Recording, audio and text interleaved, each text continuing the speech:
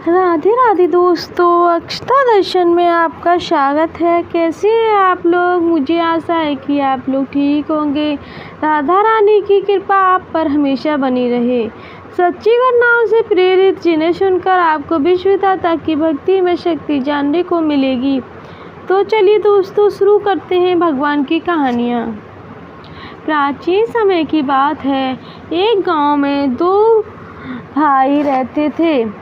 एक का नाम था राम प्रकाश, वह दूसरे का नाम था कमलकांत। कहते थे उनमें से बड़ा भाई राम प्रकाश बहुत सीधा साधा था। वह उसकी पत्नी सत्यवादी थी, बहुत सीधी थी।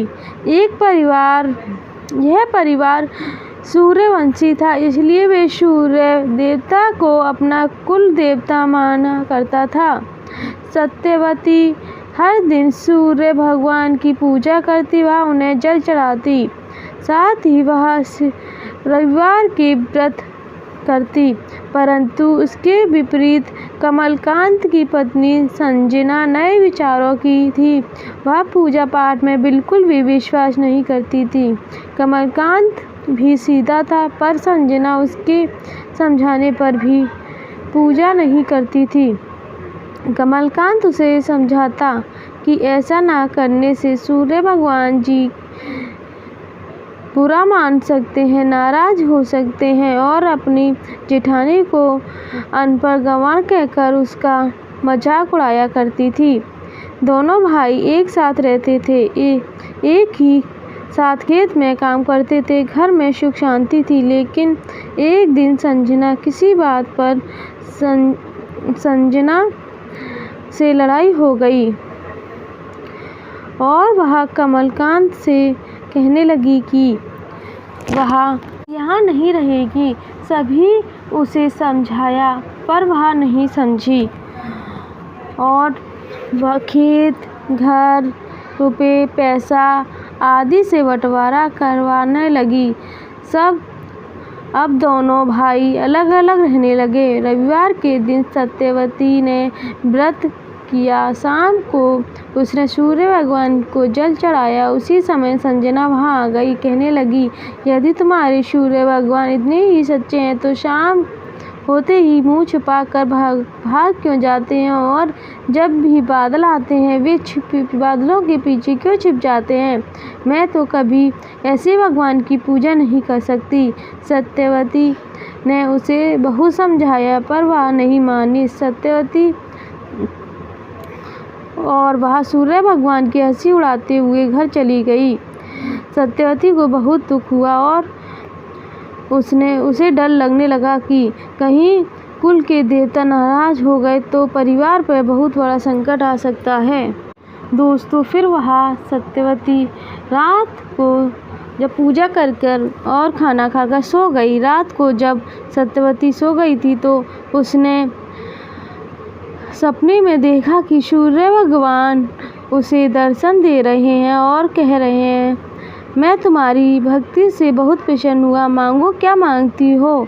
तब सत्यवती ने कहा, भगवान, मेरे देवरानी ना समझ है, उसने कारण आप रुष्ट ना हो, उसे क्षमा कर दें। सत्यवती की बात सुनकर सूर्य देवता बहुत प्रसन्न हुए और उन्होंने कहा, ठीक है, मैं उसे क्षमा कर दूंगा। साथ ही मैं तुम्हें एक सोने का सिक्का दूंगा, उसे अपने धन के साथ रख देना, तुम्हें कभी धन की कमी नहीं रहेगी। यह कहकर सूर्य भगवान अंतर्ध्यान हो गए।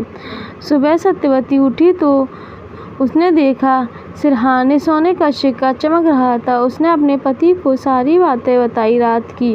राम प्रकाश ने सूर्य भगवान को नमस्कार कर सिक्का अपने संदूक में रख दिया। कुछ दिन बाद जब उन्होंने संदूक खोला तो वह धन, जेवर आदि से भरा था और उसने बीच वह सोने का सिक्का चमक रहा था। दोनों पति पत्नी अमीर हो गए। उन्होंने बहुत बड़ा मकान बनवाया और भगवान सूर्य देवता की बड़ी सी प्रतिमा उसी स्थापित की। संजना को यह बात जब पता चली तो उसने अपने पति को कहा, जाकर पता करो इनके पास इतना धन कहाँ से आया है। कमलकांत ने मना किया, पर संजना नहीं लड़ने लगी। तब कमलकांत रामप्रकाश के घर गया। दोनों भाई गले लगे एक दूसरे से बातें करने लगे। कमलकांत के पूछने पर रामप्रकाश ने सब बातें बताई। फिर वह अपने घर गए। संजना ने जब यह सुना तो उसने भी लालच में सूर्य भगवान का व्रत किया, पर उसके मन में जरा भी श्रद्धा नहीं थी। उसने बड़ी मुश्किल से दिन काटा और शाम को व्रत खोला। रात में वह रसोई पर उसे कोई सपना नहीं आया।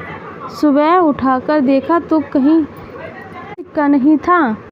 उसे लगा उसके जेठ जेठानी ने उसके पति को झूठ बोला है। भगवान तो होते ही नहीं हैं। इस तरह वह लड़ने के लिए बाहर निकले, तभी एक भिखारी खड़ा था। उसने संजना से खाना मांगा। संजना ने उसे डांट कर भगा दिया। वह सत्यवती के घर पहुंची। उसने लड़ाई करने वहां जाते ही सत्यवती ने उसका स्वागत किया और पूछा। तब संजना सब बता दिया। सत्यवती ने हंसकर कहा, भगवान किसी भी रूप में आ जा सकते हैं। आज जिस भिखारी को तुमने भगा दिया वे सूर्य देवता ही थे। तुम्हारी परीक्षा लेने आए थे। वहाँ से वे सीधे यहाँ आए और मेरे घर भोजन करके असली रूप में प्रकट होकर आशीर्वाद देकर अंतर्ध्यान हो गए। संजना ने वही सूर्य देवता की प्रतिमा के पैर पकड़ लिए और माफ़ी मांगी। सत्यवती और संजना दोनों ने भगवान सूर्यदेव की पूजा की और पूजा के बाद सत्यवती ने वही सोने का सिक्का संजना को दिया, पर उसने मना कर दिया। उसके मन से लालच की मिट चुका था। वह जब अपने घर वापस आई तो देखा उसका घर धन धान्य से भरा हुआ है। जय हो सूर्य देवता की सदा भक्तों के जीवन में प्रकाश और सूर्य देवता। दोस्तों, मेरी यह कहानी कैसी लगी आपको मुझे कमेंट में ज़रूर बताएं और मेरे चैनल को लाइक सब्सक्राइब करिएगा। राधे राधे दोस्तों।